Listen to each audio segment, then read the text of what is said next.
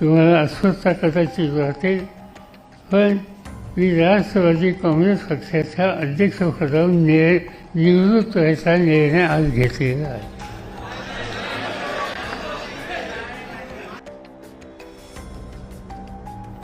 पवारसाहेबांच्या नावाने मतं मागतो. पक्षाला मतं पवारसाहेबांच्यामुळे मिळतात.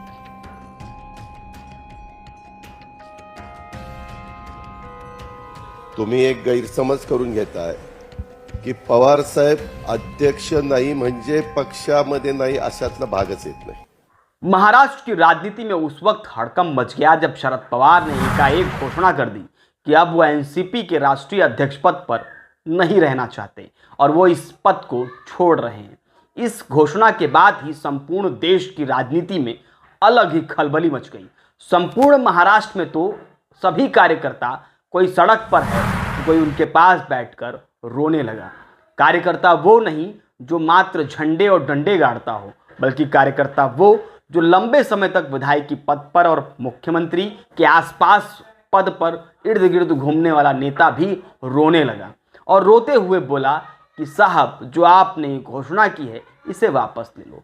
इसमें जयंत पाटिल का वीडियो खासा वायरल हो रहा है. लेकिन इस सब ड्रामे के पीछे की हकीकत क्या है? आखिर वो हकीकत क्या है कि 2 मई 2023 को ही शरद पवार ने निर्णय लेना क्यों सोचा कि आखिर एनसीपी का राष्ट्रीय अध्यक्ष अब उन्हें नहीं रहना है? इसके पीछे के मायने क्या है उद्देश्य, आइए हम समझते हैं और जानते हैं कि शरद पवार की राजनीतिक चाणक्य के पीछे यह अध्यक्ष पद छोड़ने की नई रणनीति आखिर क्या है.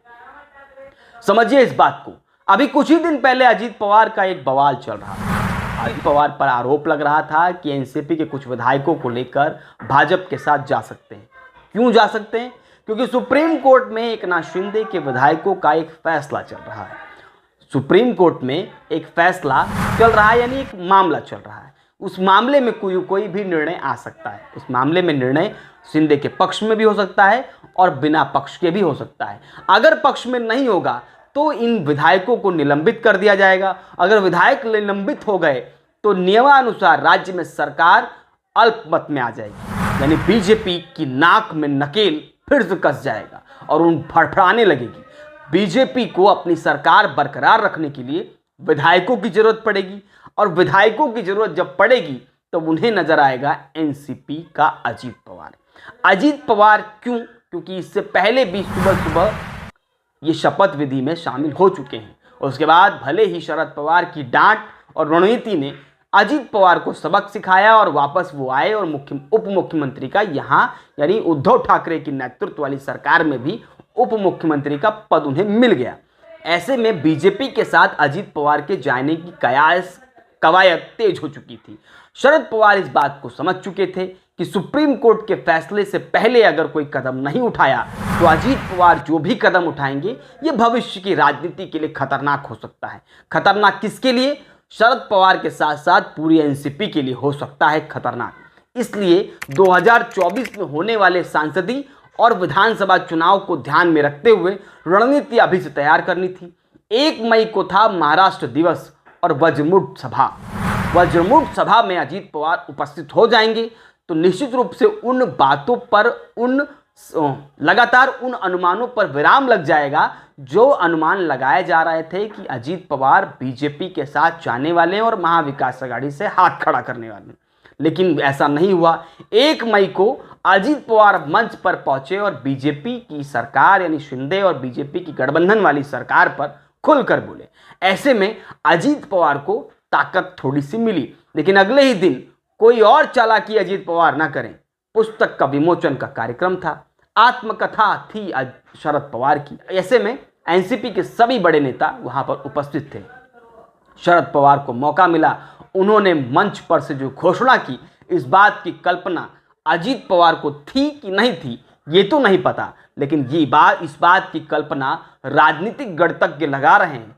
शरद पवार को इस बात की जरूर कल्पना हो गई थी कि आने वाला भविष्य ठीक नहीं. ऐसे में ये घोषणा सटीक समय पर होना जरूरी है और ये समय था पुस्तक विमोचन का. शरद पवार ने ये मौका देख लिया और घोषणा कर दी कि अब मैं इस पद पर नहीं रहूंगा, जो है राष्ट्रीय अध्यक्ष का पद, वो है एनसीपी दल का.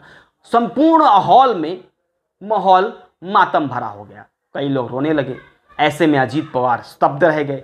अजीत पवार को क्या इस बात की जानकारी थी कि नहीं थी ये तो नहीं पता, लेकिन जरा उनके हाव भाव देखिए और समझिए।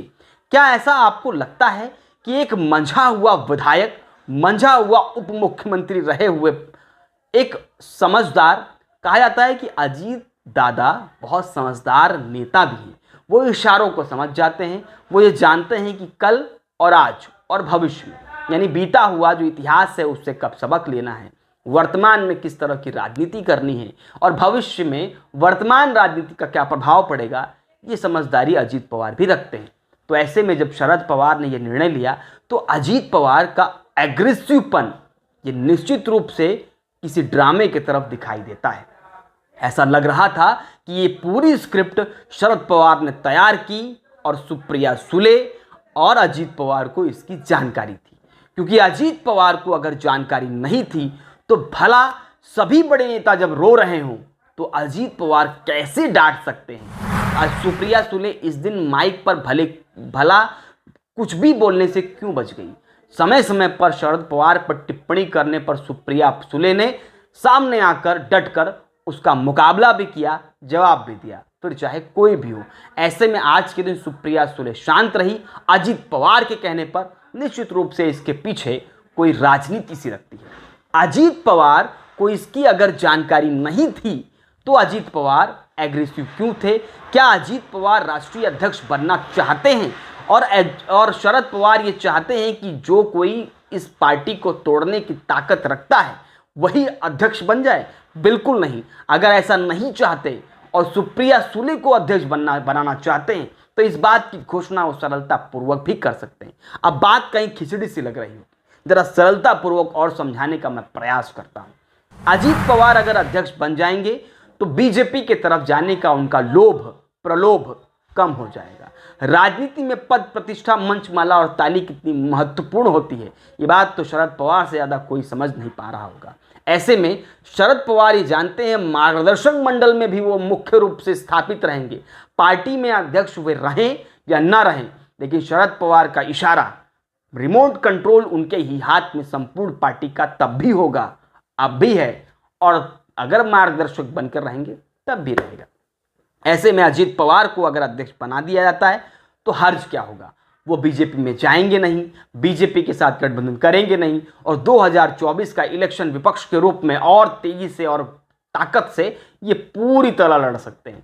या तो फिर ये हो सकता है कि शरद पवार पीछे हट जाएं मार्गदर्शक के रूप में और अजीत पवार जो भी निर्णय लें उसमें शरद पवार कह दे कि अब तो मैं मार्गदर्शन करा सकता हूं, चलना तो इनका काम है।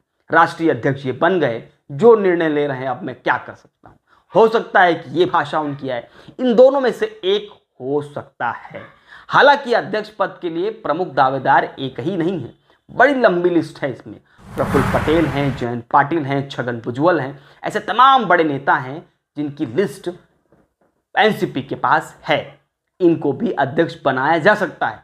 हालांकि सुप्रिया सुले को बनाया गया तो परिवारवाद का आरोप लग सकता है, और अगर भतीजे को बना दिया गया तो भतीजे को लोभ देकर शांत कराना यह आरोप लग सकता है। हालांकि राजनीति में कुछ भी संभव है, लेकिन जरा पीछे के इतिहास को खंगा लें और शरद पवार की इस तरह की घोषणा पर कोई बड़ी नीति हो सकती है इसका अनुमान लगाया जाए तो आप समझ लीजिए ये व्यक्ति 1958 में राजनीति में उतरा, युवा कांग्रेस कमेटी का अध्यक्ष बना और उसके बाद युवा कांग्रेस कमेटी में शामिल हुआ और उसके बाद लगातार राजनीति में सक्रिय रहा और 1967 में पहला चुनाव लड़ता है। 1978 तक मुख्यमंत्री बन जाता है। मात्र 10 साल के विधायक, यानी दूसरी बार विधायक बना और मुख्यमंत्री बन गया।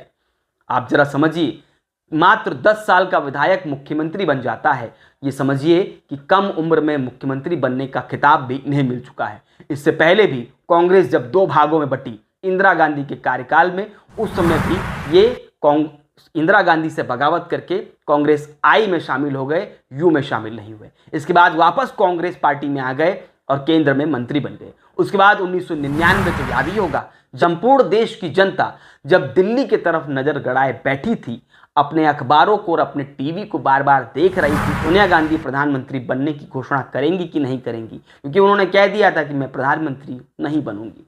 ऐसे में अगर उस समय सोनिया गांधी की बगावत का कोई हिम्मत दिखाने वाला नेता था तो उसमें शामिल थे शरद पवार भी।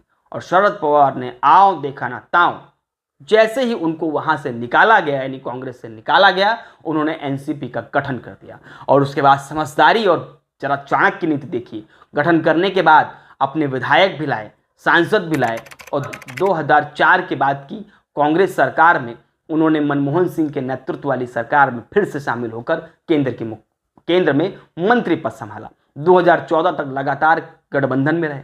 ऐसे में समझाना मैं बस ये चाहता हूं कि कई बार किसी पार्टी को छोड़ना, फिर उसी पार्टी में शामिल हो जाना, पार्टी को तोड़कर विधायकों को अपने पक्ष में लेना, ये बात अच्छी तरह शरद पवार जानते हैं। यानी राजनीति में शरद पवार कब कहां किसके साथ बैठ जाएं, कब कहां किसके साथ कौन सा दांव खेलें, इसकी नीतियां शरद पवार की समझना अत्यधिक कठिन है।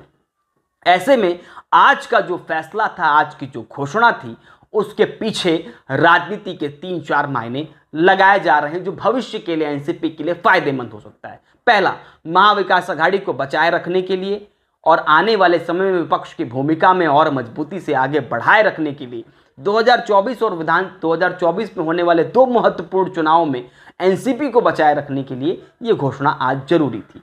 दूसरा, अजीत पवार के ऊपर जिस प्रकार से शक लगातार गहराया जा रहा था, विधायकों को तोड़कर बीजेपी के साथ गठबंधन कर सकते हैं, ऐसे में उद्धव ठाकरे वाला हाल शरद पवार का ना हो, इसलिए ऐसा निर्णय लेना बहुत जरूरी था।